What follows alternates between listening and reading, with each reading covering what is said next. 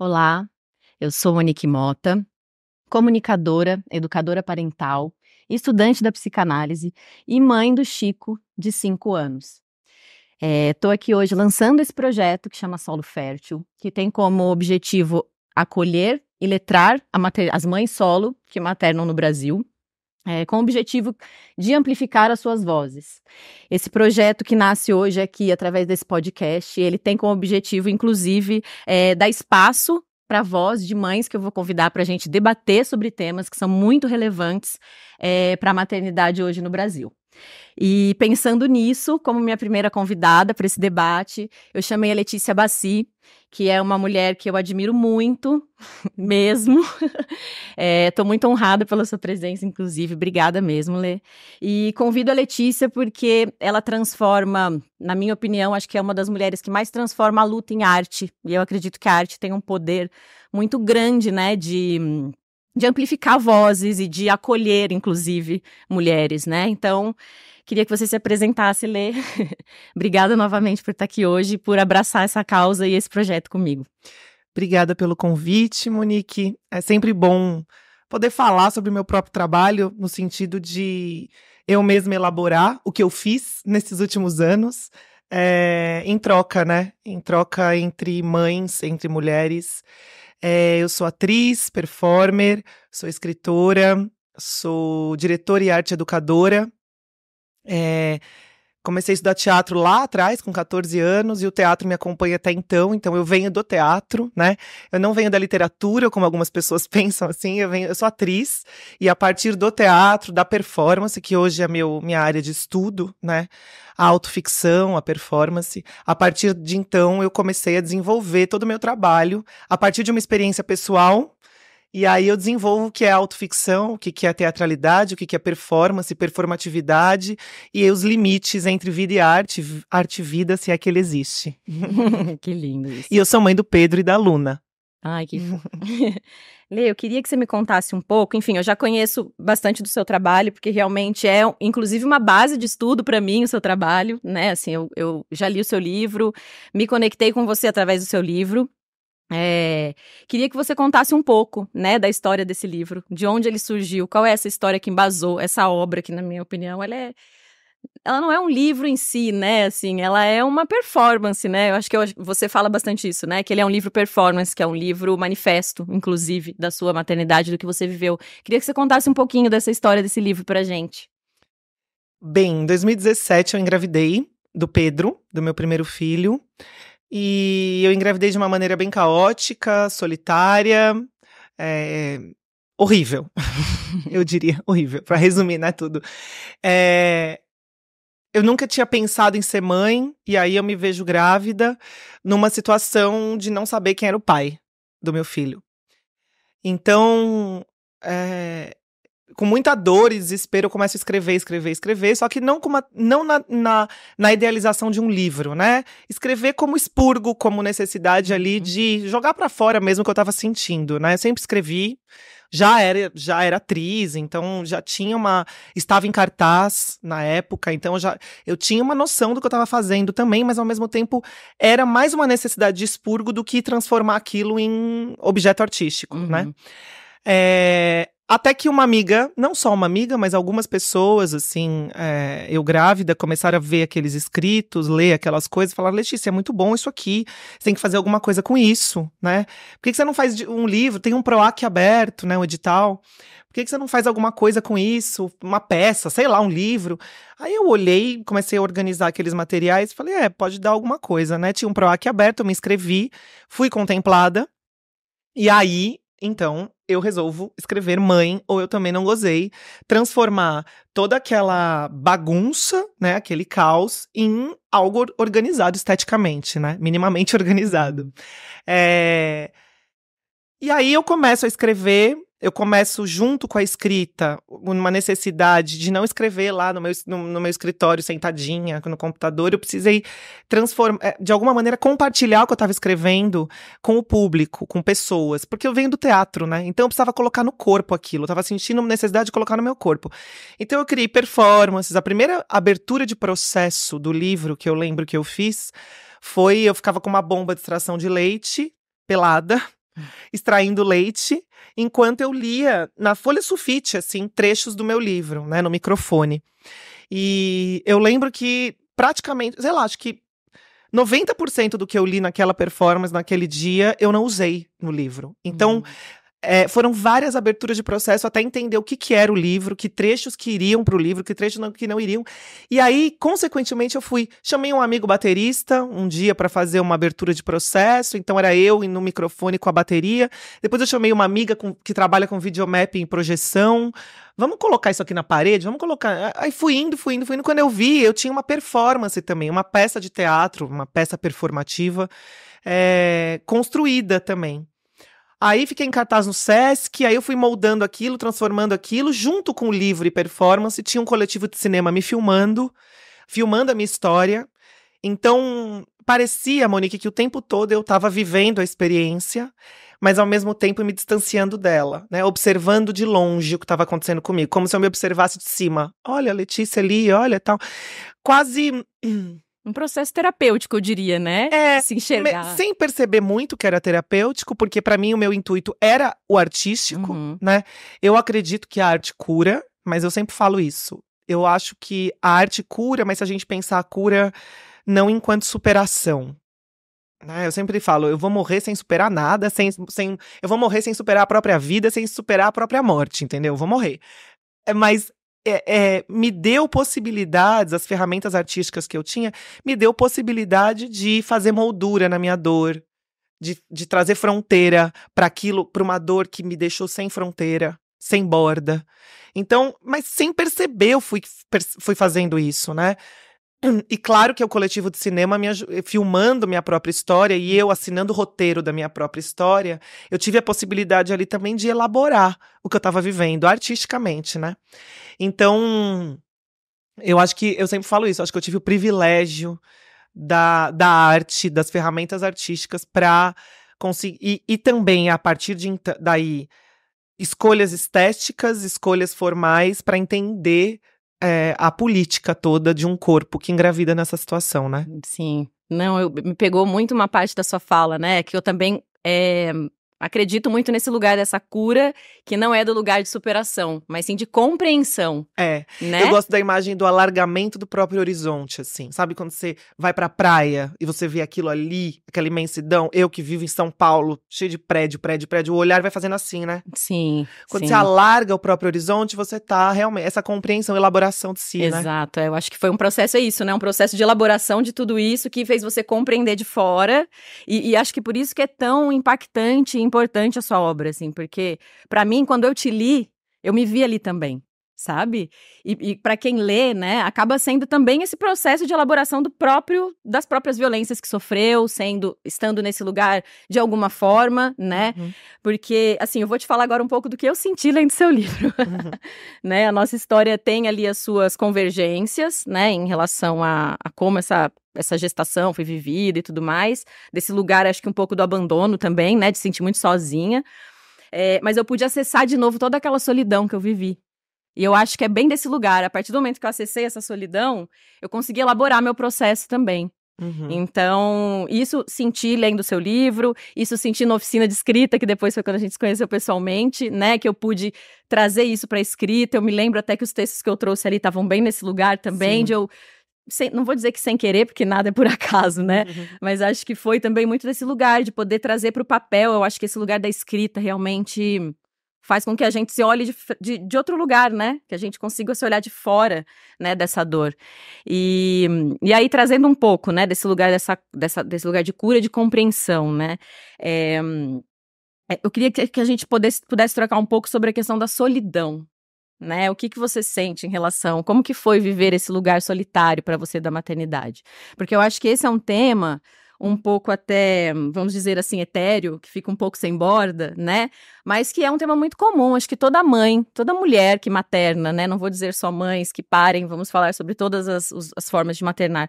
Todas as pessoas que passam por esse processo vivem a solidão de alguma forma, né? E eu sinto que ela é muito profunda. Eu queria que você falasse um pouco, assim, como que foi para você viver essa solidão, né? Eu entendo que você traduziu bem ela nas suas obras, mas vamos elaborar um pouco esse sentir juntas, assim, porque enfim, nos grupos que eu atendo ali das mulheres como educadora parental, né, dessas mães solo, eu sinto que a solidão é o lugar de mais difícil elaboração, sabe? Desse lugar da maternidade, assim. E acho que é trocando que a gente entende um pouco sobre ela, né? E o que você sente sobre isso, assim, sobre esse tema da solidão na maternidade? Como que foi pra você viver essa solidão? No meu caso foi uma maternidade solo e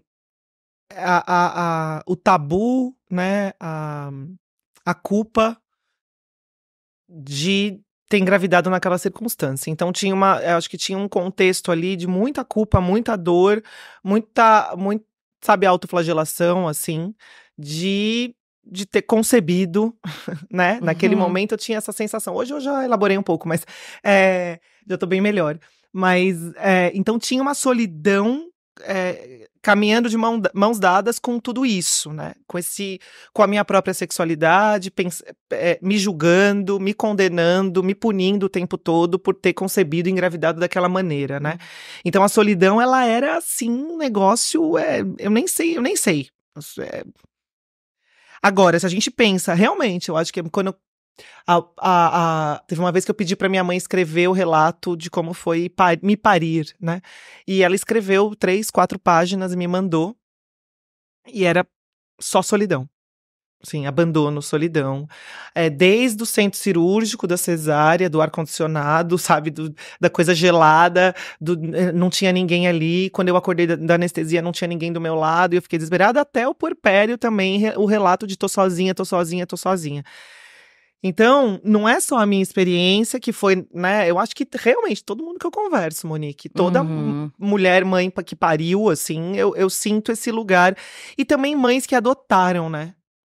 Porque daí é isso, eu acho que tem a questão de quem pare, que tem os hormônios, tem a coisa ali do puerpério, que é um horror, que é horrível, que é, meu Deus. Que só agora estamos falando mais sobre isso, né? Porque há 10 anos atrás, por exemplo, nem falávamos sobre puerpério, né?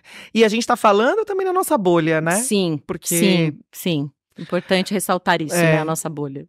E aí, a minha mãe também relatando isso e tal. Mas... eu percebo também amigas e mães, por exemplo, que adotaram, elas também sentem uma solidão absurda, né? Então não tem a ver só com o gestar, parir e o criar no puerpério. O que é isso, né? Estrutural, completamente Com estrutural. Certeza. É uma estrutura social, cultural que não está preparada para dar chão para essas pessoas que cuidam. Eu ia falar para essas mães, mas acho que não necessariamente só para as mães, né? É que as mães têm um lugar, né, que isso extrapola. Mas as pessoas que cuidam, como é que cuida de uma criança, né? Como é que o Estado deveria cuidar, né? Deveria ser responsabilidade do Estado. E aí não é. Então sobra para quem? Toma que o filho é teu. Mamãe, você que pariu, então é teu, né? Um lugar... O instinto materno. A mãe, nasce um filho, nasce uma mãe. Aquelas frases que embasam muito, né? Justamente esse lugar de colocar na mãe toda a sobrecarga sobre o trabalho do cuidado. Eu acho que, inclusive, trazendo um pouco, retornando para a solidão, acho que ela vem desse lugar muito mais do que a questão biológica do puerpério, fisiológica do puerpério. Né? Porque, sim, o puerpério é ali não se sentir mais cabendo na própria existência, né? Acho que é um pouco sobre isso, assim. A gente perde o nosso próprio contorno quando a gente vive o puerpério. Mas não somente, né? É isso, as mães adotantes também sentem isso, as pessoas que adotam também sentem isso. Mas eu acho que o principal lugar de solidão é esse lugar do abandono da aldeia, né? Que é, assim, fictícia, que tem, né, o ditado, para criar uma criança é necessário uma aldeia, mas essa aldeia não existe na prática, né? Então, acho que a nossa solidão vem, realmente, acho que é por isso que ela é tão comum a toda mulher que materna, porque estamos sozinha cuidando do mundo inteiro. Eu fico pensando, por exemplo, se aquelas sociedades... Até no curso da Vera Cornelli, ela mostra um trecho de um filme.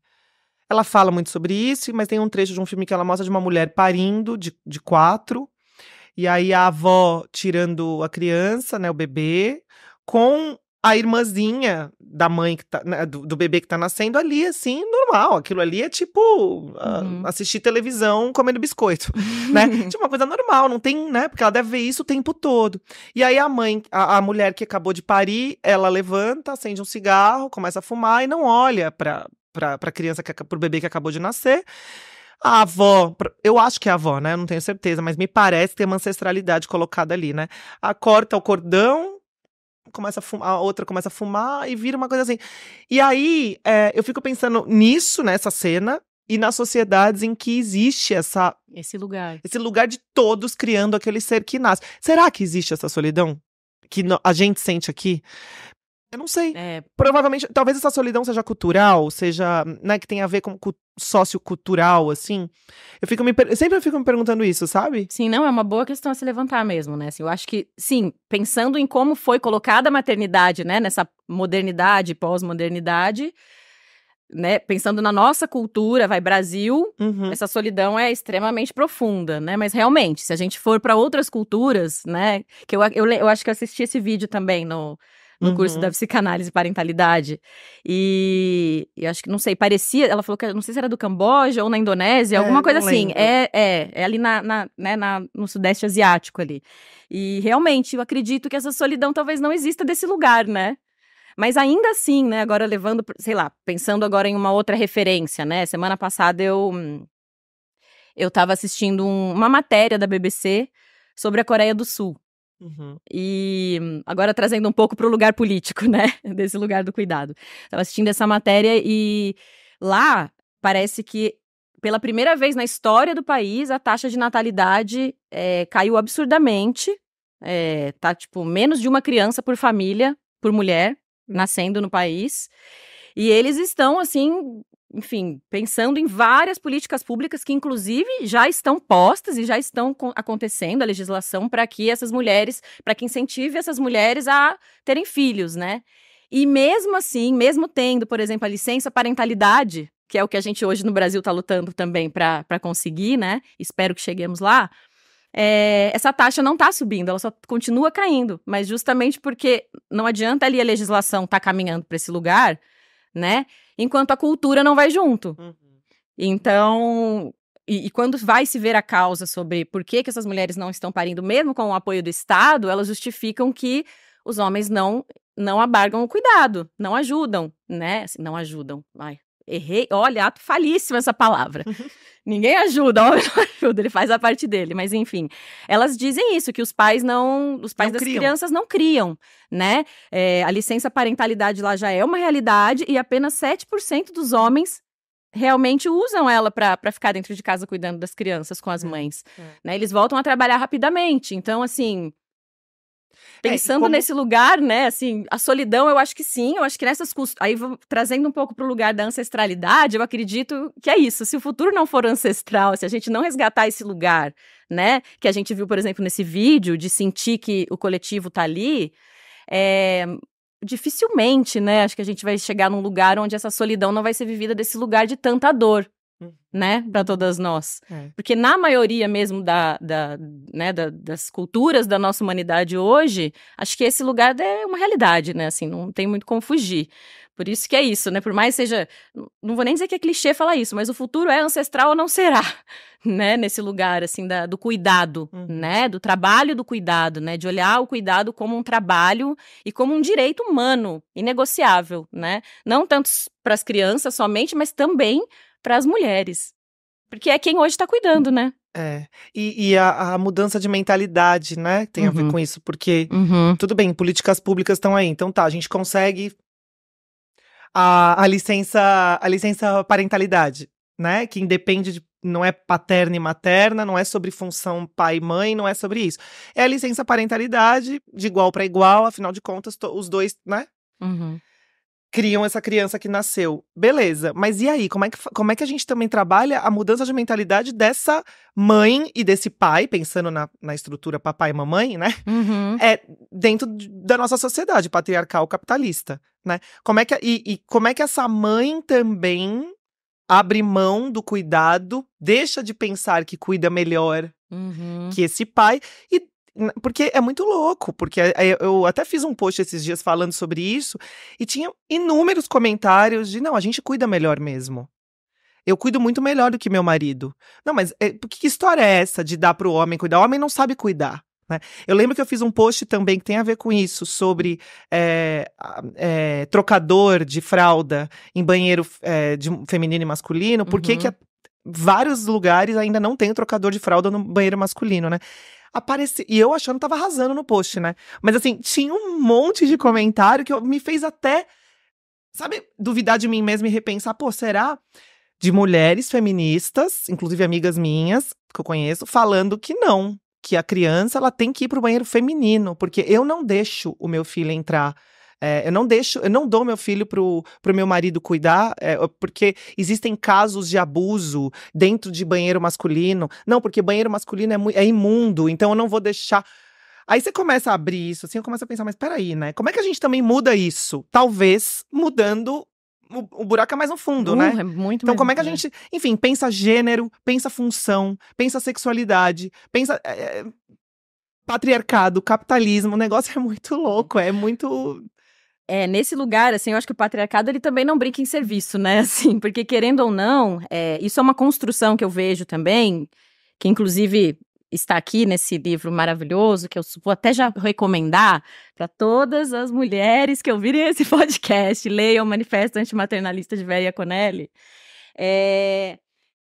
desse lugar, dessa construção patriarcal também, de colocar esse papel da função da mãe, né, como o pedestal dessa mulher, né? Existe essa construção de a maternidade ser o ápice da vida de uma mulher, né? De ser, assim, o melhor que ela pode fazer pela humanidade é criar uma criança, é parir, né? E acaba que é onde ela se sente, onde ela tem espaço para se sentir reconhecida, né? Acho que tem esse lugar ali que tá muito no inconsciente, que a gente precisa falar sobre ele, até para desconstruir justamente esse lugar do eu cuido melhor, né?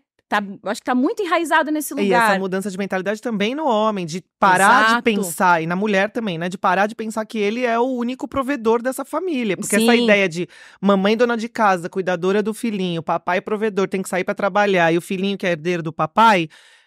Cara, isso é século XVIII. Não, século XIX. Isso ainda persiste na super, sociedade, né? Mas no inconsciente, porque assim, no consciente, vou dizer, porque vamos pensar que assim, 1/3 das famílias brasileiras são chefiadas hoje por mulheres. Sozinhas, provedoras e cuidadoras, né? Inclusive, tem uma pesquisa muito. Também recomendo muito a leitura da Esgotadas, uma pesquisa que chama Esgotadas da Think Olga, né? Sim. Que elas falam que de 2012 para 2022 aumentou-se em 72% a quantidade de lares no Brasil que são chefiados somente pela mulher. Sendo que esse número são mais ou menos 38 milhões de lares, sendo que desses 38 milhões, 21 milhões são mulheres negras cuidando sozinhas, né? Que elas cuidam dos filhos delas, elas cuidam dos filhos dos outros, elas cuidam dos nossos filhos também, porque elas têm que deixar, né? Então, assim, acho que é importante a gente levantar isso, né? Assim, porque todas nós acreditamos que a gente cuida melhor, mas também porque tá tudo nessas raízes mesmo que são construídas há séculos, não é de agora, né? E eu tô vendo que só agora esse movimento tá começando a crescer, de a gente começar a falar sobre isso mesmo. Porque é um lugar de muita opressão, né? Assim, e que nos adoece, né? E acho que nos adoece de uma forma geral e, obviamente, quando a gente vai fazer aí a interseccionalidade de raça e classe, isso ainda se aprofunda, assim, muito, muito, né? E, inclusive, pensando em política pública, né? É extremamente importante que a gente foque na saúde mental da mulher, assim, na questão da política pública, né? Eu sinto que tem rolado esse movimento. Acho que há 2 semanas atrás teve o seminário na Câmara dos Deputados, que está sendo chefiado pela Sâmia, né? E onde a saúde mental materna está realmente sendo colocada em pauta, porque estamos adoecendo com toda essa sobrecarga, não dá mais, né?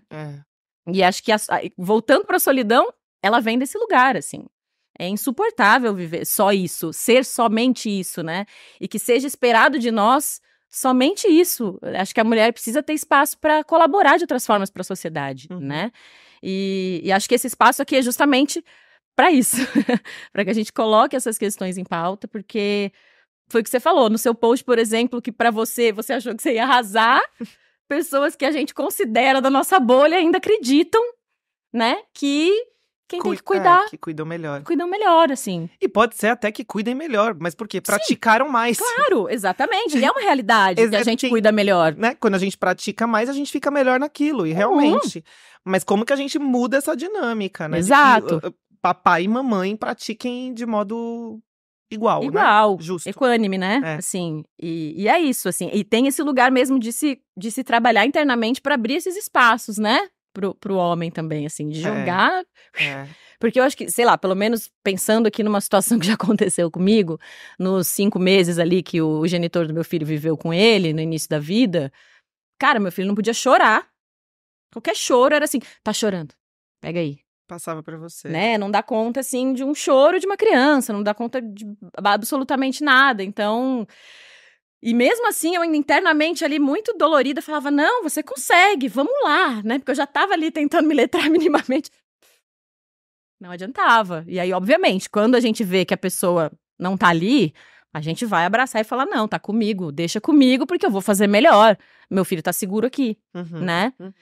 Mas, enfim, não sei ainda como essa dinâmica muda. Eu acho que a gente tá aqui falando sobre isso justamente para começar essa mudança, né? Eu acho que ainda vai levar aí um bom tempo para que isso aconteça, né? E para que, inclusive, o aborto afetivo em relação às crianças, da paternidade com as crianças, comece a mudar, né? Para que não nos adoeça mais. Lê, eu queria que você trouxesse aqui agora, enfim, eu vi esses dias um relato sobre o seu projeto Converso com Mães. Eu queria que você falasse um pouco sobre ele, porque eu acho ele tão potente, maravilhoso.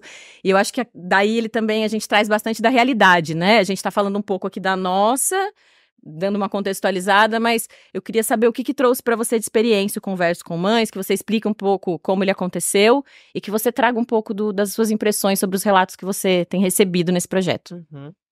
O Converso com Mães é uma performance urbana, uma intervenção urbana.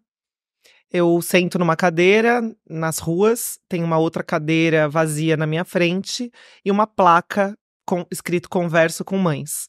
E aí eu fico ali mais ou menos 3 horas, depende, né, da ação que eu faço, mas normalmente são 3 horas. Fico sentada, olhando pra frente, pra cadeira, respirando.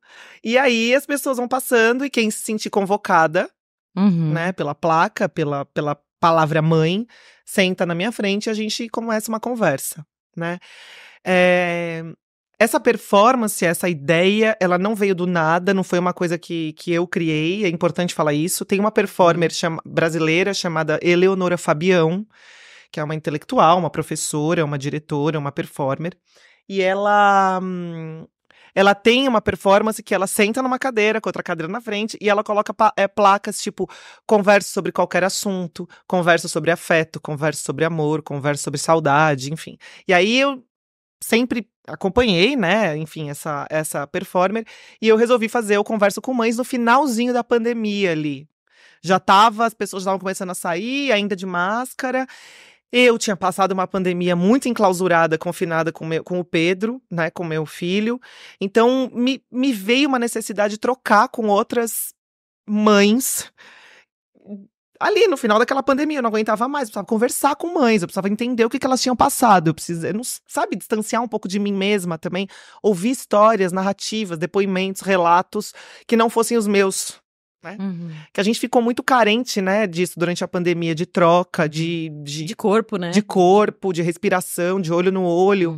Então foi uma maneira também que eu encontrei de sentar. Eu lembro que a primeira vez que eu fiz, tem imagens, né? Porque às vezes eu capto audiovisual disso, né? Eu trabalho com lapela, com microfone boom e câmeras pegando tudo isso acontecendo na rua. A primeira vez que eu fiz, eu captei. E tem a gente ali de máscara conversando, né? Então tem uma força de imagem assim também. E aí, desde 2020, tô fazendo isso. Fiz essa semana, há 2 dias atrás, e foi... Sempre né? É foda. É muito foda, assim, porque vem histórias que você... eu não sei nem... Sabe quando não dá pra ficar falando aqui o que... né? Vem... Tanto que quando eu fiz a postagem no Instagram sobre o que aconteceu dessa última vez que eu fiz, que foi na frente do Mosteiro de São Bento, ali no centro de São Paulo, muita gente passando. Então tem uma coisa também que é muito forte, que é o acontecimento da performance. O aqui e agora de as pessoas passando e vendo 2 mães conversando. Isso já é muito. Independente do que está sendo falado ali, essa imagem, no meio de um contexto urbano, caótico, de gente passando no horário do almoço, já é muito. Quando que uma mãe é escutada? Quando que uma mãe pode conversar com outra mãe no meio do caos, né? Quando que existe eu coloco 2 cadeirinhas de praia, assim, né? Então, e também tem uma coisa meio... É pra ser essa cadeirinha de praia, não é pra ser uma poltrona, né? Uhum. Então, quando que existe essas fissuras no tempo e espaço, de maneira que uma mãe senta ali, troca uma ideia e chora e desabafa? E mais, que mãe que senta ali na consciência de que aquilo está sendo registrado, tanto sonoramente quanto imageticamente, tem um registro ali. Então elas sentam ali sabendo disso, querendo que isso fique registrado quase como como um documento. Uhum. Como uma coisa, eu preciso dizer isso aqui, ó. E tá aqui o que eu preciso dizer. Então tem umas que sentam num lugar de urgência, de manifesto, de desabafo, de berro. Tem outras que sentam num lugar de realmente, literalmente, ninguém nunca me ouviu. Que bom que você tá aqui. Agora eu posso falar uma coisa que eu nunca falei pra ninguém, né? Anteontem que eu fiz, sentou uma mulher que, assim, o olhar dela era assim, ó. O olhar, ele não mexia. Era muito. Eu nunca conversei com uma pessoa que a pupila, acho que chama pupila isso, né? Não mexe, assim, era estático, né? E aí ela foi falando de emprego que tava voltando pro trabalho agora, 2 anos sem emprego, tava voltando agora, e que saiu lá de Belém e que tava em São Paulo procurando emprego e que não conseguia emprego e que encontrou emprego no Brás e que a chinesa tratava ela muito mal, assim, né, palavras dela. Tratava ela muito mal, que ela não tava aguentando mais, que é tudo muito hostil e tararara. Beleza, falando disso. Aí eu falei, você é mãe, né? Você é mãe, né? Sou mãe de 2 crianças, aí depois, não, agora é uma, porque a minha primeira morreu de câncer, de leucemia. E aí eu entendi aquele olhar que parou no tempo, assim. Era uma coisa assim, não tinha mais. Ela ficou presa naquele tempo. E ela falou, ela nunca tinha falado. Eu falei assim: você conversa com alguém sobre o que aconteceu há 2 anos? A filha lutou dos 5 anos aos 10 anos, né? Eu falei: você já falou com alguém sobre isso? Você já conversou? Não. Tô falando aqui agora. Aí eu falei, mas você não conversa, sei lá, com seu companheiro? Não, não. Meu companheiro, a gente não fala sobre isso. Então você percebe ali uma troca num lugar, às vezes, de mães que nunca falaram sobre o maternar, assim, nunca tiveram essa oportunidade de falar sobre o que é criar uma criança, um filho, né? Entre várias outras histórias. Uma outra história que me pegou muito também, uma menina, sei lá, de 20 anos, que falou pra mim: o meu filho a minha mãe mora aqui com meu filho em São Paulo e eu deixei meu filho pra ela criar e eu moro no interior, não lembro que cidade, no interior de São Paulo, faz 4 anos. Aí eu falei: então sua mãe que tá criando seu filho. É. Aí eu falei: por quê, né? Eu não julgo, porque não é sobre isso, é uma conversa, quem sou eu? Né? Mas eu tenho curiosidade, então vou fazendo perguntas, elas fazem pergunta pra mim também, né? E aí ela disse: porque eu tava sentindo muita saudade, muita vontade de passear com meu namorado. Eu não conseguia mais passear. Então me mudei pro interior, deixei o meu filho com a minha mãe, com meu pai, e eu fui, agora eu tenho tempo de passear. Isso é o começo da conversa. A conversa tem, sei lá, 45 minutos. A gente vai trocando ideia, vai trocando ideia, vai trocando. Chega uma hora, no final de tudo, que a coisa explode, que aí aparece tudo, né? Aparece a culpa disso. Ela não é tão bem resolvida assim. Aparece, eu queria ela tem uma fala dela: eu queria ser igual a minha mãe, que conseguia pular de cidade em cidade comigo a tiracolo, com uma coragem, porque ela conseguiu um emprego em vários estados do Brasil e ela ia comigo. Só que eu não tenho essa força que minha mãe teve, eu não consigo ficar com meu filho pra lá e pra cá, eu não consigo, eu não tenho essa força, entendeu? Aí você começa a entender ou também não entender nada, né? Porque às vezes eu sento ali também, quem chora sou eu, fico ali contando. Eu tô aqui atravessadíssima já. E a mãe, e você viu o que aconteceu também, né? Eu tava sentada lá e passou uma menina de 17 anos, falou: eu posso sentar? Eu falei: você é mãe? Eu sou mãe de irmão, posso? Fez um negócio na minha cabeça, assim, mãe de irmão. Senta, né? Aí teve uma hora que ela falou assim: o meu irmão me chama de mãe. Você acha que isso é um problema? perguntou pra mim. Aí eu não tenho a mínima ideia. Eu falei, a minha resposta de prontidão ali, né? Porque eu não tenho certeza de nada, eu não sou uma pessoa, né? Tô aqui pra te analisar. Não é isso, né? Eu falei pra ela, pra você é um problema? Não. Eu gosto. Eu falei assim, às vezes você corrige ele? Às vezes eu falo, ó, não sou sua mãe, a sua mãe é a fulana, eu sou sua irmã. Mas ele praticamente me chama o tempo todo de mãe. Eu falei, olha, eu acho que passa a ser um problema a partir do... A gente começa a pensar o que é função, né? Exato. Função de cuidar, função materna, função paterna, função de irmã. O que é função? Porque ela fala que passa praticamente 24 horas com o filho, enquanto a mãe trabalha em 3 empregos. Quem cuida? É ela. A criança de 4 anos chama ela de mãe. Ou seja, o termo mãe virou aquela que cuida, né? E aí? E a mãe biológica é o quê? Ele chama do quê? Pelo nome. Então você começa... não, nesse caso chama por mãe também. Você começa a entender que a criança tem 2 mães. E aí? Né? Isso culturalmente, eu lembro também de Vera, num curso dela, em que ela mostra. E no livro também ela traz isso, né? De várias mães, a criança chamando, sei lá, mãe tal, mãe 2, mãe 3, mãe 5, porque são várias que cuidam. Mas e aí, esse termo tem que continuar sendo mãe, né? Enfim. Sim. Mas não gera uma confusão, assim? Nossa! Eu tô assim, completamente atravessado. Tô até não sei nem por onde eu recomeço. Cara, queria só assim saber quando que esse material... Acho que isso é muito rico, né? Esse espaço de escuta que você tá dando. Porque é isso, não é um espaço onde a gente vai conseguir dar resposta.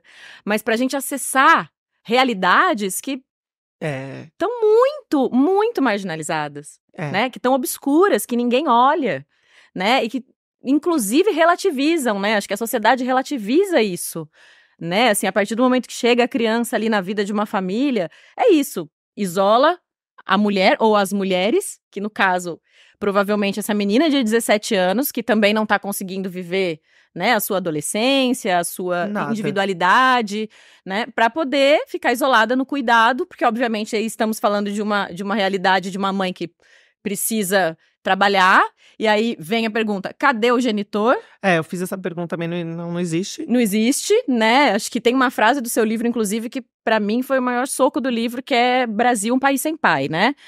Assim, cadê o genitor? Então, acaba que é isso, né, mas por conta disso, cada vez mais cedo, as crianças acabam se tornando cuidadoras, né? Quando a gente fala ali de uma realidade socioeconômica mais vulnerável, né? Essas meninas sendo adultizadas desde muito cedo, inclusive os meninos também, né? Porque também, enfim, perdem bastante da própria infância para poder trabalhar, para poder trazer comida para casa, deixam de estudar, enfim. São questões muito profundas, assim, de... A minha ideia é fazer um entrelace dessas histórias, não para ter resposta do que é, do que não é, mas pra gente, exatamente o que você falou, né? No entrelace a gente vê contradição, ambivalência, olha só, isso aqui é mãe. A primeira pergunta que eu faço é, o que é ser mãe? E aí aparece desde ser mãe é uma dádiva de Deus, até ser mãe é a pior coisa que eu fiz na minha vida. Eu me arrependo de ser mãe. Então, esses entrelaces, esses desejos e não desejos, né, esses arrependimentos e não arrependimentos que me interessam, né? Enquanto eu também conversei com uma mãe trans. E aí, que era um homem cis, que criou até certo ponto como pai, fez a transição, adotou uma criança negra, fez a transição de gênero, e agora a criança chama de mãe e não mais de pai, porque mudou a função, porque mudou o gênero. É muito louco a gente pensar isso, né? Super, assim. Bom, a gente estava falando sobre a questão das funções, né? Função materna e função paterna, e acredito muito sobre a gente começar a falar sobre a função parental para que isso englobe comunidade, setor privado, Estado, né? E as famílias, obviamente, sendo aí são os 4 pilares, acho, que precisam ser trabalhados na questão do cuidado, né? E aí isso me fez lembrar do livro do A Terra Quer, a Terra Dá, do Antônio Bispo, que ele fala muito sobre a contracolonização da palavra, né? E eu acho que isso é muito bonito, assim, importante mesmo a gente começar a pensar, né, em desconstruir a palavra nesse lugar, porque quando a palavra tá posta, né, ela traz verdade para as coisas e a gente acaba acreditando só naquilo, né? Então, enfim, queria trazer, assim, sobre essa questão né, de começarmos a falar sobre função parental, né, e sair um pouco do lugar da função materna e função paterna, porque a gente vai continuar sobrecarregada se a gente ficar falando dessa forma, né? E aí tem um outro tema, Lê, que eu, enfim, tem me fervilhado bastante a cabeça, assim, que eu tenho pensado muito sobre isso, né? Na psicanálise, fala-se muito sobre, né, assim, a necessidade de ter uma pessoa, né, um adulto desejante, cuidando da criança, para que ela se constitua subjetivamente, né? E aí eu fiquei pensando bastante sobre esse lugar, inclusive, da função materna, né? Onde fica o desejo da mãe, né? Quando ela vira mãe e ela fica totalmente anulada ao papel do cuidado, né? Como criar crianças, como colocar desejo na criação das crianças, sendo que os nossos outros desejos, para além da maternidade, eles se anulam, né? Depois que a gente vira mãe. Tenho pensado muito sobre isso, não sei, enfim, quero trazer um pouco pra gente trocar sobre isso, né? Como que você tem alimentado seu desejo para além da maternidade? Porque eu acho que isso é uma pauta para que a gente traga para as mulheres refletirem, né? Inclusive para desromantizar a maternidade, né? E não acreditar que ela é o nosso ápice na vida, né? Que a gente precisa estar desejando outras coisas para desejar o cuidado da criança também. Como que você cuida do seu desejo?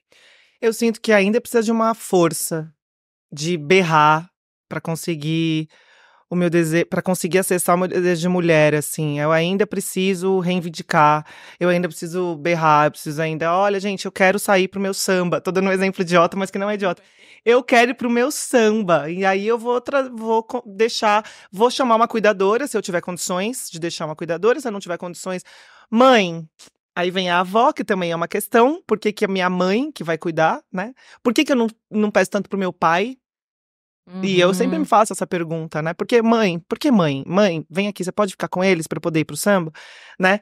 E, enfim, eu tô falando do samba como um exemplo, né, de um desejo que é muito meu, que eu gosto e tal, mas assim, para além disso, né, quero fazer o meu mestrado, né? Quero ser uma pesquisadora, quero estudar.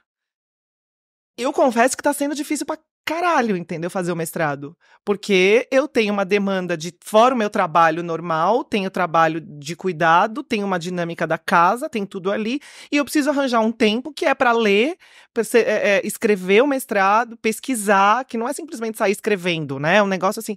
Então, mas assim, tudo isso é luta e reivindicação por esses espaços. Não é uma coisa natural e tranquilona. De, ai, não, vou ali, né, tal. Às vezes eu, por exemplo, já levei o meu filho pro samba junto comigo. Mesmo assim, não é a mesma. Eu tô ali, eu não consigo estar, né? Fica uma ambivalência o tempo todo. Inclusive me sentindo culpada de, eu tô aqui no samba, que é o melhor lugar, um dos melhores lugares que eu poderia estar, e tô com meu filho junto. Olha que massa, tô com meu filho junto.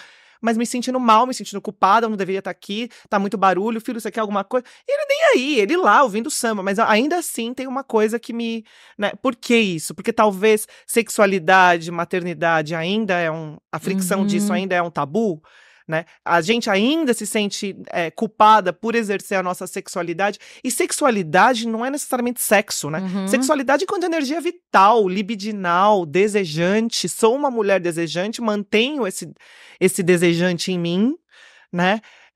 Enquanto também sou mãe, né? E como que a gente coabita esses espaços, né? Porque não é para ser contraditório, né? Não. É para ser tudo junto e tá tudo bem, mas e olha, a gente tá aqui numa bolha e eu tenho muita consciência disso tudo que eu tô falando. Imagina, eu não sei, às vezes eu vejo minha mãe às vezes fala umas coisas assim que tem a ver com geração, de eu nunca deixei você para ir, por exemplo, para viajar. Eu me anulei, né? É esperado, né, da gente que a gente faça isso. E ela foi realmente, ela abandonou o mestrado, ela tinha alguma coisa também relacionada ao trabalho, não sei se era uma viagem prevista, ela não foi viajar na época da residência, da faculdade, ela foi abandonando tudo, ela não conseguiu, né, e ela às vezes fala isso com um lugar, eu sinto assim, um lugar, uma ambivalência de orgulho de ter feito tudo isso e ao mesmo tempo de uma puta de uma frustração, né? Tem um orgulho e uma frustração presente ali. Como que seria nenhum nem outro, né? Como que seria que a gente conseguir seguir desejante, conseguir seguir desejando, né? E ao mesmo tempo que a gente tá ali criando essa criança, né? Não, sim, e assim, o que eu sinto, puxando, né, dessa fala, assim, o que eu mais sinto realmente quando eu tô com meu filho, e eu consigo criar esse espaço, sim, também com muita luta para poder viver outros desejos para além, né, de estar com ele. Quando eu volto para estar com ele, quando eu vou quando eu volto, eu sou outra pessoa com A ele. gente tá muito melhor, Cara, né? a gente é muito melhor quando a gente consegue suprir, né, outras arestas, outras faces nossas mesmo, né, em relação ao nosso desejo. A maternidade não pode ser uma coisa imposta ali, né? É imposta, na verdade, pela sociedade, como é isso, o ápice da vida de uma mulher, né?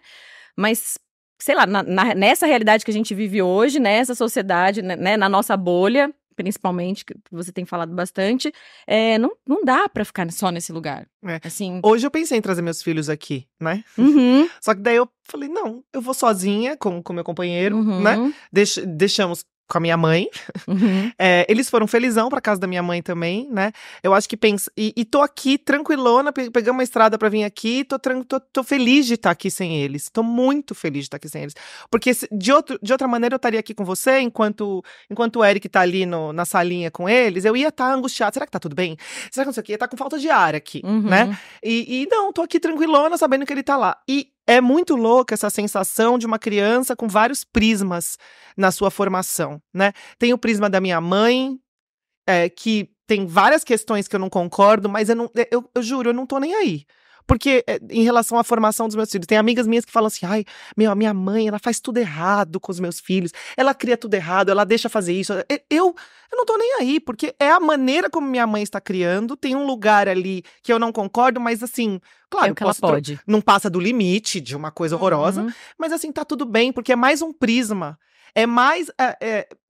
sei lá, meu pai é um outro prisma, tem coisa que eu não concordo também. Quando fica com, sei lá, com uma cuidadora, tem coisa que eu não concordo. Mas é isso, pelo menos a pessoa está criando a própria autonomia, essa criança. Sim. E não tá eu ali 100% dedicada a ele, com uma visão um de espelhinho, mundo. uma visão de mundo dessa mãe sobrecarregada, cansada, que não aguenta mais. Que vai, com certeza, não tem como, a gente desconta na criança. Não tem como. Sim. Sim, né? E isso realmente é muito importante que a gente trabalhe esse lugar dentro da gente, né? De não sentir culpa por isso, porque assumir, cara, que a gente não vai ocupar todos os espaços na vida dos nossos filhos. Assim, vai. E eu vejo isso muito latente na maternidade. Inclusive nessa fala do eu cuido melhor, nananana, querendo realmente, assim, proteger do mundo, né? É legítima essa sensação? É legítima, ok. Mas a gente não consegue. Isso é desumano com a gente, inclusive, né? Então, e já que a gente tá falando aqui sobre responsabilizar a sociedade pelo cuidado conosco, a gente precisa abrir esse espaço, né? E aceitar que a gente não vai ocupar mesmo todos os espaços e que outras pessoas vão constituir com suas falhas, porque também todas nós mães somos falhas e precisamos abraçar esse lugar e não sentir que, putz, errei aqui, vou ficar me sentindo culpada, porque a gente vai errar mesmo todo dia. Que bom, porque isso também ensina nossos filhos que existe espaço, né, para falha na vida. Então, eu também passo bastante por isso, assim, né? Hoje em dia, minha principal rede de apoio na atual situação que eu tô, que é morando aqui perto da minha mãe, minha principal rede de apoio é minha mãe. Mesma coisa. Não concordo com muitas coisas? Não concordo. Algumas coisas eu dou uns toques, tipo, mãe, Sim. tem certas falas que, tipo, não precisa, tal, mas assim, cara, e é muito louco, porque eu sinto que quando eu saio do controle, porque isso não quer dizer que eu também não tente controlar as coisas, que isso tá aqui, incrustado na gente, né? É muito louco que quando eu saio de cena, a relação dos dois fica tão mais leve do que quando eu tô junto. Isso é muito louco, assim. E eu sinto que ele se preenche muito também, né? Desse lugar, quando eu não tô ali com os meus ruídos, com as minhas projeções, expectativas. Então, acho realmente esse lugar muito importante, né? De a gente soltar um pouco a rédea, né? E aceitar que, cara, que bom, inclusive, que temos rede de apoio, né? Porque eu acho que muitas pessoas não têm, assim, acho que a maioria esmagadora das mulheres não tem esse lugar, assim, então... Você foi mãe solo desde sempre? Desde sempre. Eu acho que é isso também, a maternidade solo traz essa carga, esse lugar do controle, porque é isso. Do não deixar a bola, né? Não deixar faltar nada. Eu criei o meu filho no começo, assim, é que agora ele tem um pai, né, que não é o genitor. Mas eu criei meu filho no começo, sozinha, e eu não deixava faltar nada. Eu antecipava os desejos dele. Aí até que uma psicóloga falou pra mim, Letícia, se você continuar antecipando o desejo dele, ele não vai faltar nada pra ele. Se não falta nada, ele não tem desejo. Se ele não tem desejo, ele tá se constituindo como sujeito, ele vai virar o quê? Vai virar o quê, né? Aí eu comecei a olhar pra isso e falei, nossa, é verdade. Ele fazia um gemidinho que ia chorar, eu já... O que você quer? Você quer água? Você quer comida? Você quer não sei o quê? Vamos sair, vamos passear. Né? Sempre completando, preenchendo aquele buraco. Hoje, a minha pesquisa, inclusive, de mestrado é corpo buraco. E buraco oco. É o não preenchimento desse buraco. É justamente deixar esse buraco aberto, né? Porque preencher buraco é uma ideia falocêntrica. Sim. Bem patriarcal. Sim. Então, pensar o buraco aberto, jorrando pergunta, fazendo pergunta. Essa ideia da completude, né? Assim, da felicidade, de que precisa se estar suprindo tudo para que a felicidade chegue na vida. Ditadura da felicidade, tipo, pra quem? Quem vive a felicidade o tempo todo, né? Mas não é fácil pra quem é mãe solo. Não é, assim, foi um processo bem profundo, assim, pra mim, né, até porque meu filho nasceu, aí quando ele tava pra completar, ele tava com 1 ano e pouco, chegou a pandemia, né, o pai dele, a gente, enfim, se separou, meu filho tinha 5 meses, e aí ele foi embora pra outro país, e desde então ele não tem, enfim, contato com a criança, né, com meu filho, com o Chico, e aí eu fiquei, assim, ele foi embora quando ele tinha 5 meses, aí quando o meu filho, a partir dali eu já fui morar sozinha em uma outra cidade, que era um pouco isolada até da minha família, mas eu tava precisando também ficar um pouco sozinha, né, aquela coisa da amamentação, foi importante pra mim, porque foi um pouco violento o processo ali, mas não vem ao caso agora, e aí, quando meu filho foi fazer 2 anos, um pouco antes disso, chegou a pandemia. E era bem o momento que eu falei assim, agora já dá pra eu começar a voar, né? E porque eu sempre fui essa pessoa um pouco nômade, assim, eu sempre tive esse lugar, então eu também não me privava muito disso, assim, né? E aí chegou a pandemia, eu fiquei isolada ali com meu filho mais um tempo, e que foi importante, inclusive, né, assim, pra minha relação com meu filho. E aí eu decidi me mudar de cidade de novo com ele. E aí foi um buraco, assim, eu entrei num buraco muito grande, porque eu fui pra Florianópolis, que é uma cidade que eu não conhecia ninguém, no meio da pandemia, mas eu falei, eu preciso estar no mar, assim, me deu um negócio, eu preciso estar perto do mar, e fui, sem conhecer ninguém, e ali eu comecei a perceber, né, que eu tava, por ter ficado muito tempo sozinha com ele, eu tava super no controle, né, ainda mais com uma criança pequena, que demanda mais mesmo, né, de estar ali na proteção, no cuidado, no olhar, tal. E uma coisa que eu senti que foi importante, assim, no meu processo, né, é aceitar que é isso. Quando eu tava lá sozinha, eu comecei a perceber que eu estava adoecendo realmente, que eu precisava sair desse controle e eu precisava começar a buscar rede, porque senão eu ia pra ladeira abaixo, assim, né, eu não tinha ninguém da minha família lá pra me apoiar.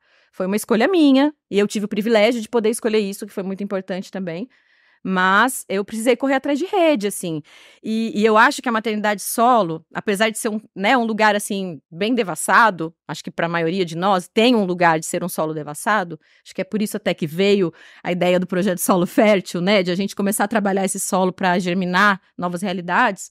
Ela é esse solo árido e ela tem esse lugar que parece realmente um buraco muito escuro e profundo, e muitas vezes você tem a sensação de que você não vai sair dele, assim. Tipo, cara, a minha vida acabou, é isso aqui. Ferrou, eu não tenho escape, né? Sou eu e essa criança.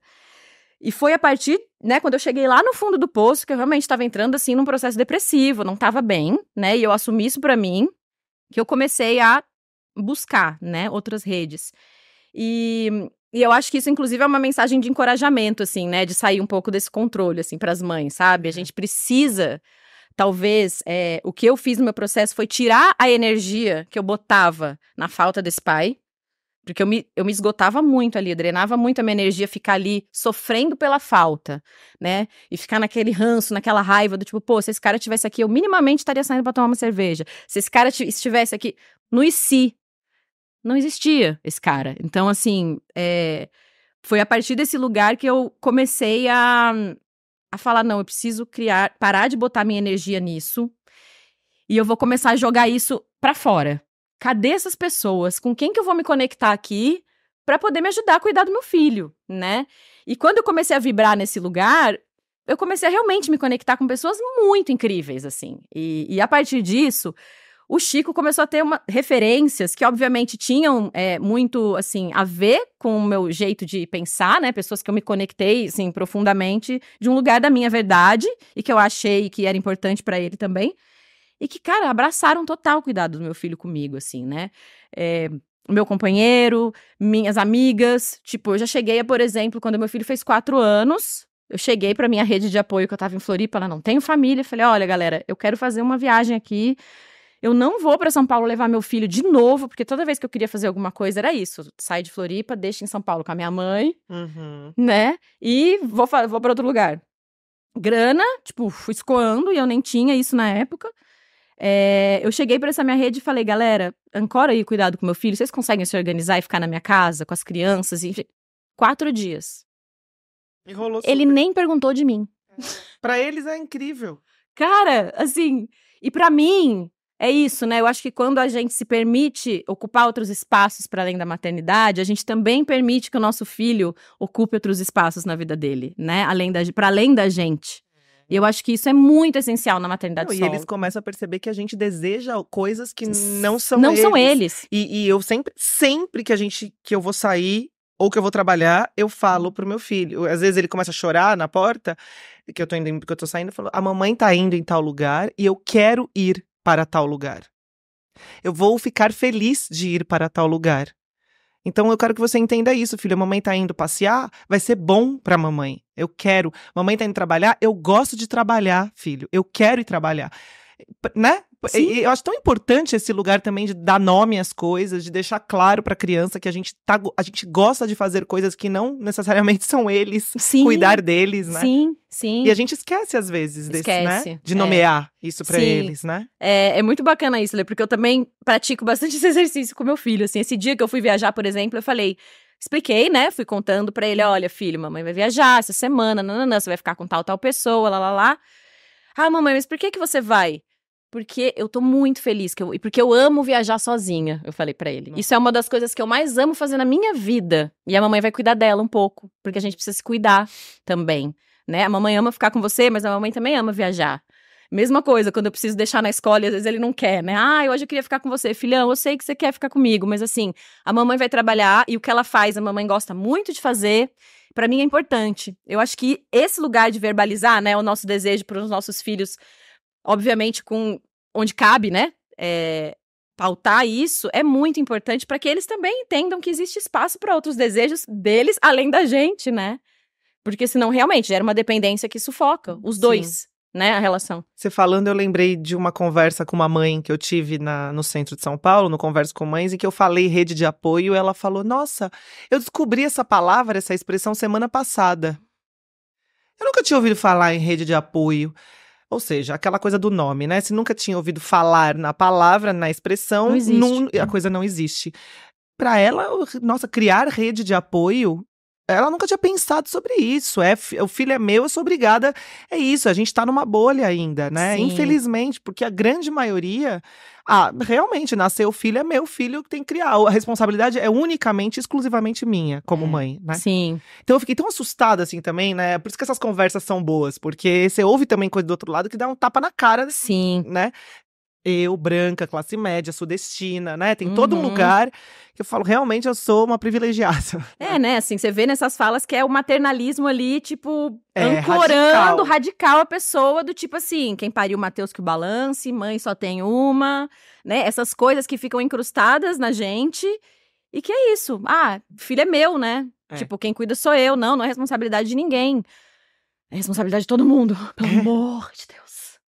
Senão a gente não aguenta, assim. E rede de apoio é uma questão, acho que muito importante, principalmente para maternidade solo, assim, né? Obviamente pensando que Estado é rede de apoio, setor privado é rede de apoio, né? Aqueles 4 pilares que eu já comentei aqui, todos são rede, mas a comunidade, pensando na questão subjetiva da criança, é muito fundamental, né, assim, e é isso, é mais um trabalho para nós, temos que ir atrás, né, dessa rede, porque eu acredito que também é um papel de quem tá maternando solo, não tem como, a gente precisa ir atrás dela, né, mas obviamente amparada, né, pelo Estado e pelos outros setores, porque as crianças ficam melhores quando a gente aceita que a gente precisa viver além, né, da nossa função de cuidar dessas crianças, assim. Então, é isso. Acho que isso é uma pauta bem importante.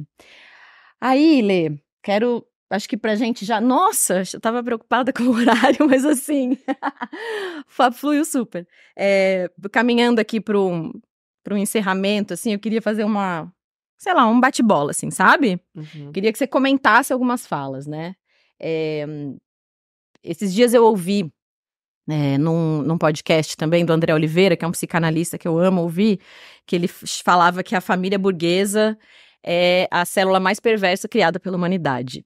E isso realmente me atravessou muito, né? Porque, querendo ou não, é essa família, né? A família burguesa, branca, heteronormativa, né? Do pai que trabalha fora, da mãe que fica em casa cuidando, feliz com suas funções, sem reclamar, que é a projeção, né? Do que é o correto para ser uma família, né? E, obviamente, extremamente opressor. Então, eu queria que a gente trocasse um pouco sobre isso também, né?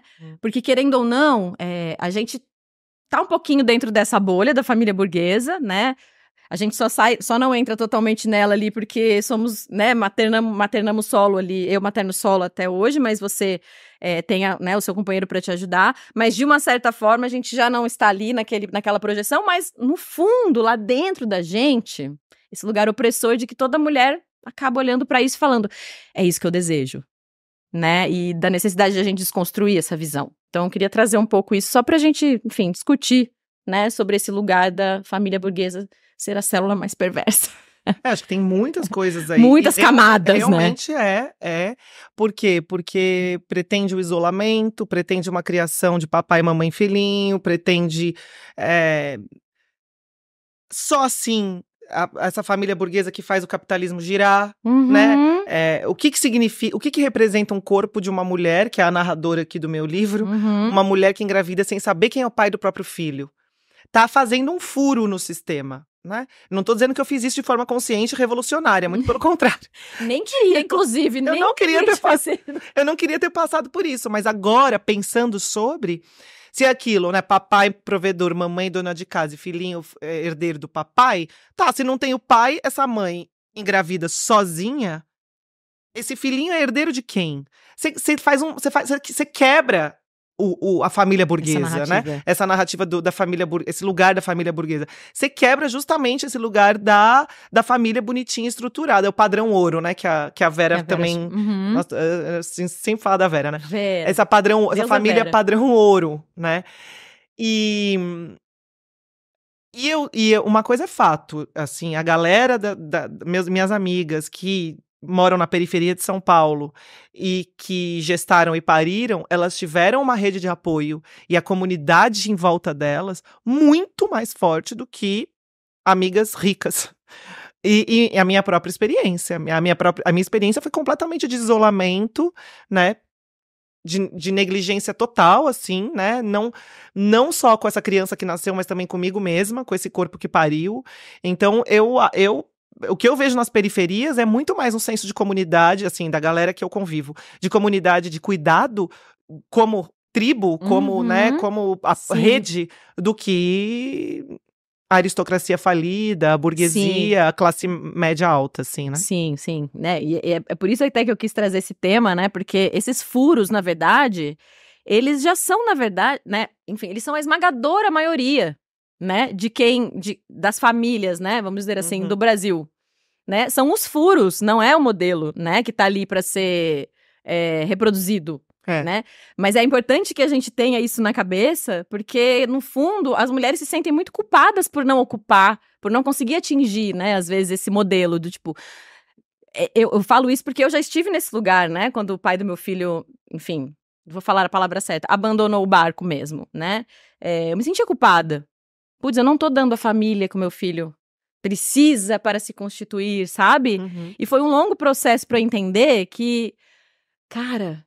Que bom que esse cara não tá aqui. Sim. Sabe? Assim, porque não é só sobre esse lugar que existe o cuidado, né? Assim, eu acredito que a família que eu constituí pro meu filho hoje, que não é só a minha família de sangue, né? Que são todos esses meus amigos que estão junto cuidando dele.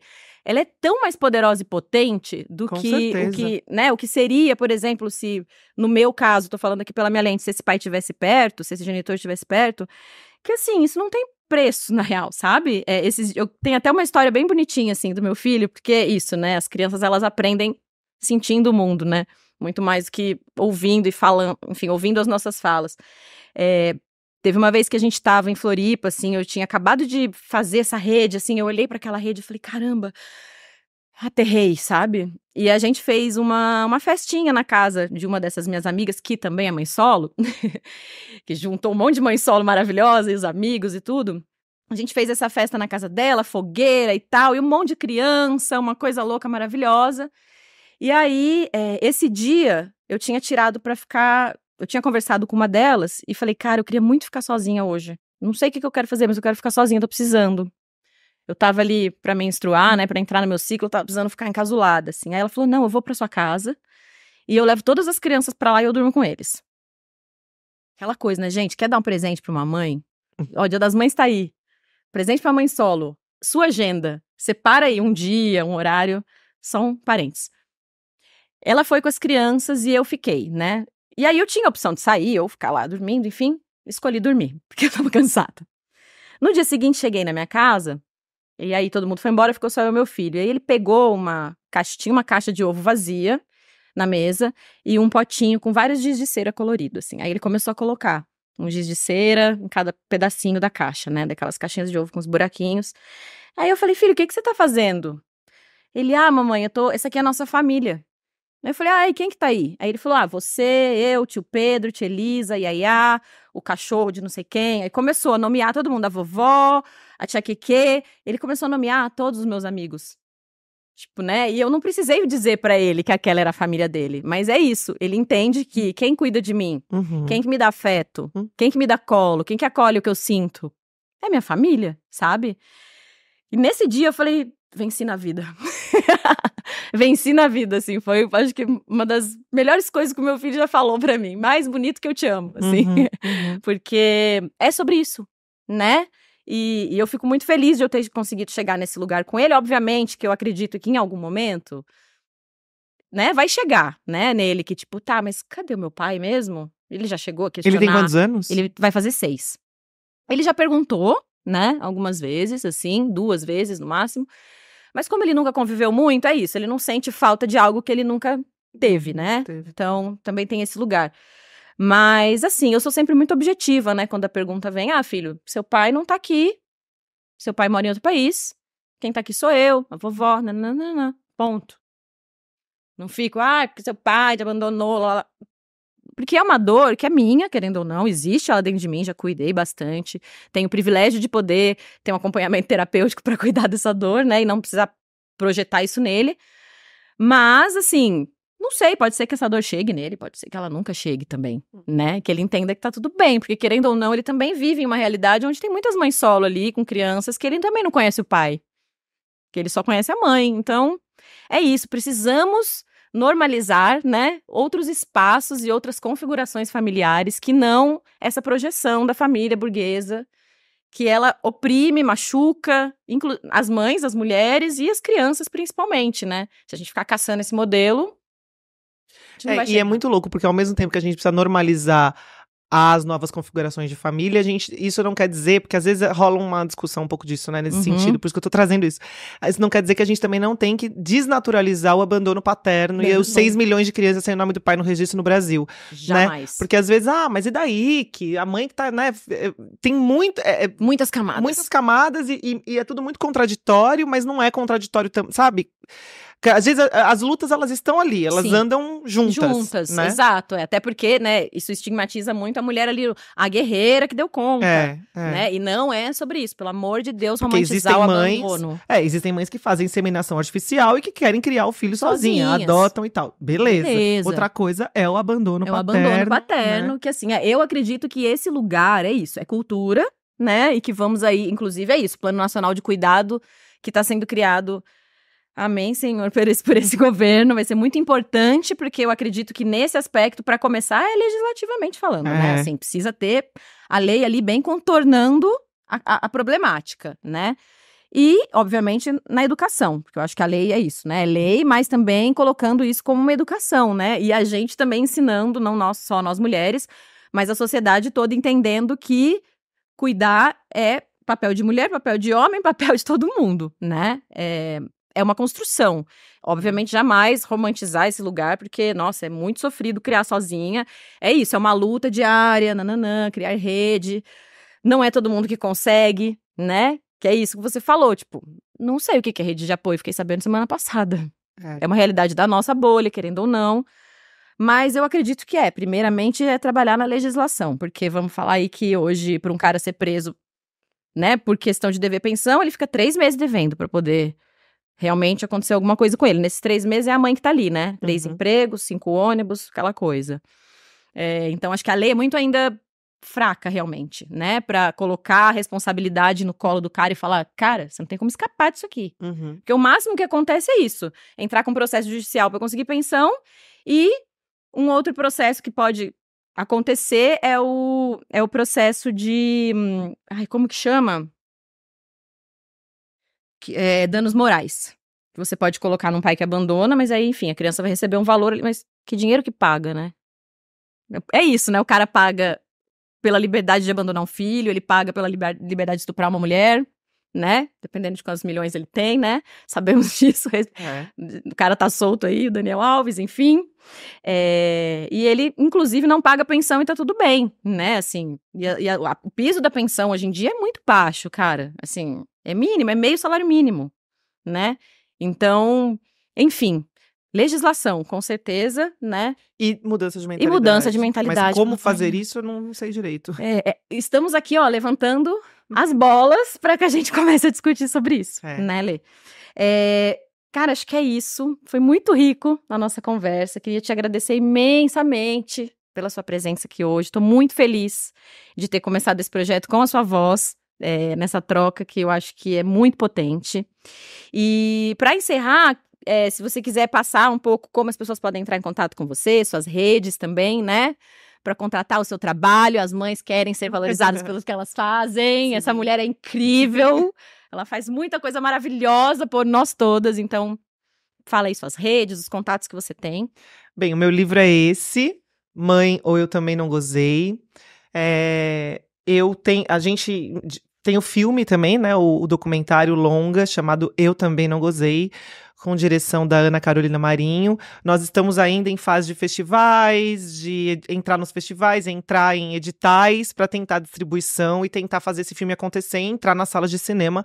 E mais do que as salas de cinema, levar esses filmes em cine-tenda, nas periferias, para que depois da exibição do filme a gente consiga fazer debates. Aí sim a gente eu fico arrepiada com essa... Aí a gente está operando nas políticas públicas, Sim. A gente está operando na mudança de mentalidade, eu acho também, e no meu caso, através da arte, da literatura, do cinema, que me interessa muito, né? Estética é política. Bem, o meu Instagram é Letícia Bassiti. Você falou Bassi no começo? Eu falei mas Bassi, eu tô tão acostumada. gente. Não, eu tô super acostumada. Todo mundo fala Bassi, mas é Bassi, então eu nem falo mais nada, assim, eu deixo. Mas é Bassiti, Letícia Bassiti, @Letícia Bassiti, e tem o @Mátria_Amada. Mátria Amada, que aí é o início de uma marca social e de uma plataforma colaborativa de troca de experiências e conhecimentos sobre parentalidade e feminismo, né? Através do olhar artístico. Essa é a ideia que tá caminhando, vai chegar. Maravilhosa, é isso. Nossa, muito obrigada, Monique, obrigada pela você, troca, querida. pelo convite. Obrigada, viu? E que seja um longo caminho fértil aí na sua trajetória. Tô muito feliz. Obrigada, Lê. Obrigada. Gente, é isso. Até o próximo. Espero produzir um próximo aí em breve, com mais uma mulher incrível pra gente trocar sobre esses debates que são tão importantes e latentes, né? Sobre o nosso papel como mãe na sociedade. Então é isso. Obrigada. Um beijo.